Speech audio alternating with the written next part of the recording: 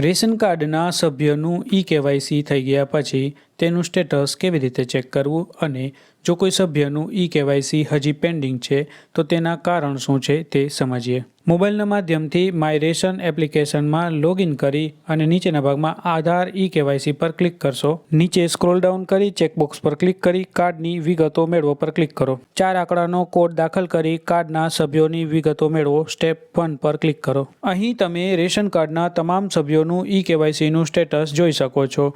જેમાં નો લખેલું હશે તો મતલબ હજી પેન્ડિંગ છે અને જેમાં યસ લખેલું હશે તો તેમનું ઈ-કેવાયસી કઈ તારીખે થયું તે પણ તમે જોઈ શકો છો. રેશન કાર્ડના કોઈપણ સભ્યનું જ્યારે ઈ-કેવાયસી માટે અરજી સબમિટ થઈ ગયા પછી થોડા દિવસમાં તેની મુખ્ય કચેરીએથી વેરિફિકેશન થાય છે અને જ્યારે મંજૂર થાય ત્યારે તેમને એસએમએસથી જાણ પણ કરવામાં આવે છે. હાલમાં રેશન કાર્ડની ઈ-કેવાયસીની અરજીઓ ખૂબ જ વધુ માત્રામાં હોવાથી ઘણી વખત એક જ રેશન કાર્ડના અમુક સભ્યોની ઈ-કેવાયસી 1 વીક જેટલા સમયમાં મંજૂર થઈ જાય છે, જ્યારે કે અન્ય સભ્યોના મંજૂરી આવતા અને તેનું વેરિફિકેશન થતાં 4 થી 5 અઠવાડિયા જેટલો સમય લાગી શકે છે.